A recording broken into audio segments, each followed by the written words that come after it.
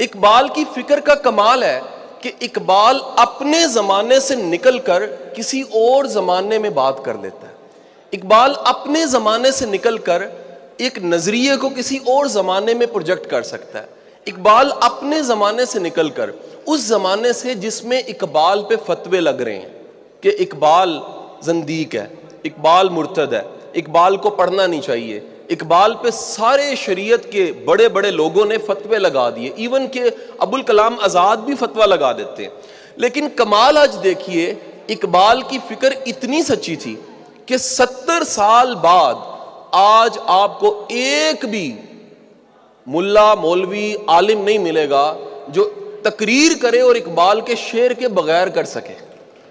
فتویٰ لگانے والے، اقبال پہ فتویٰ لگانے والے، ایون کہ آج دیکھیے جو کہتے ہیں آیا جے گوری، وہ بھی اقبال کے شعر زیادہ سناتے ہیں آپ کو پتہ لگتا ہے کہ اقبال یہ فلسفہ جانتا تھا جس فلسفے کو آج سے ہزاروں سال پہلے سقراط سمجھ سکا تھا کہ زہر کا پیالہ پیتے ہوئے سقراط مسکرا رہا تھا۔ کسی نے پوچھ لیا کہ یہ مسکرانے کی وجہ کیا ہے، سقراط کو خبر تھی، اس نے مسکراتے جواب دیا کہ دنیا کا کوئی بھی زہر بندے کو مار سکتا ہے، بندے کی سوچ کو نہیں مار سکتا، اس کو قتل نہیں کیا جا سکتا۔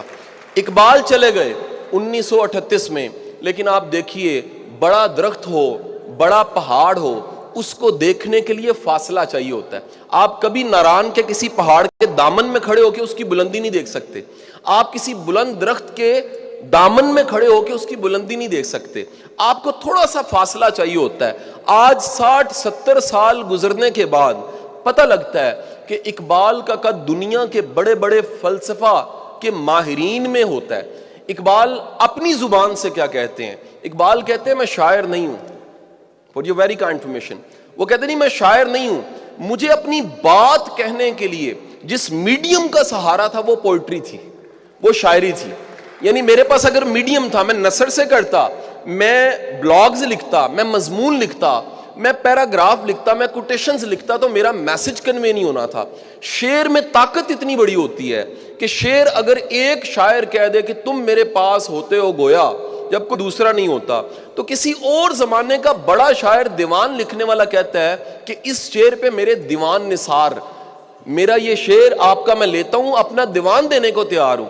ایک چھوٹا سا شعر بڑے معنی کو واضح کر دیتا ہے۔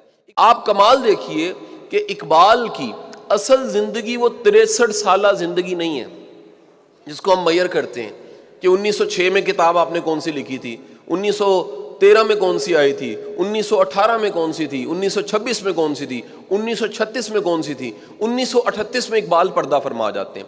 اقبال کی تصانیف کا کمال یہ ہے کہ اقبال کی لکھی ہوئی کتابیں تو شاید 8 یا 9 ہیں، لیکن اقبال پہ لکھی جانے والی کتابوں کی تعداد آپ کی اطلاع کے لیے عرض ہے 18,000 ہے۔